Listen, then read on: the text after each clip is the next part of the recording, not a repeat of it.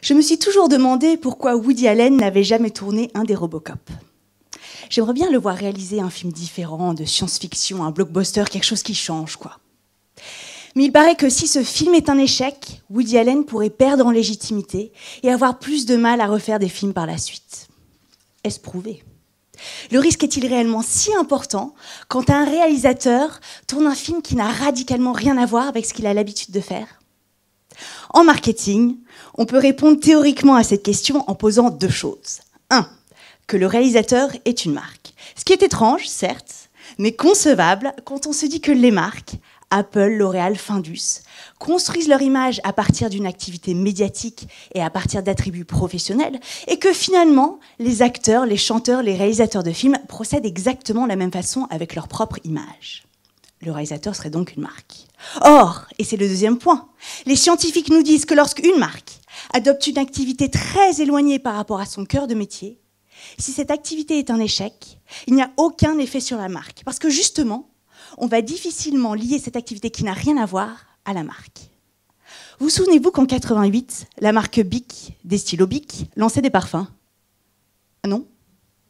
C'est normal, personne n'en a voulu. Un échec. Et pour autant, nous continuons tous de trouver que les stylos Bic sont performants. Donc un échec, mais sans effet. En appliquant ça à notre question, cela voudrait donc dire théoriquement qu'un film inhabituel représente très peu de risques pour son réalisateur. En cas d'échec, personne ne lui en tiendrait rigueur. Ni l'industrie cinématographique, ni les critiques, ni le grand public, nous. Mais cette réalité théorique, que vaut-elle par rapport aux faits ? Pour le savoir, j'ai construit une base de données de réalisateurs français.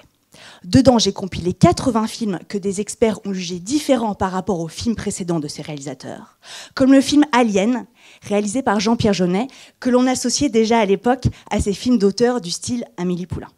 Ensuite, j'ai regardé si ces films étaient des succès ou des échecs, et surtout, pour savoir si ces films avaient eu un impact positif ou négatif sur la carrière des réalisateurs, j'ai regardé ce qui est arrivé juste après. Par exemple, j'ai regardé si l'industrie avait pénalisé ces réalisateurs en leur donnant de plus petits moyens pour réaliser leurs films suivants, si les critiques avaient plus ou moins mentionné le nom des réalisateurs dans leurs articles, ou si plus globalement, les réalisateurs avaient gagné en notoriété en passant plus à la télévision. J'ai laissé les chiffres parler, et vous savez ce qu'ils disent ? Que la théorie a vu juste. Un réalisateur n'a rien à perdre à s'aventurer sur un film différent, voire même le contraire.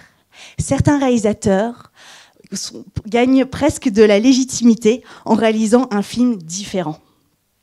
Donc Woody Allen, si tu m'entends, je te donne ma thèse, mais fais-nous un Robocop.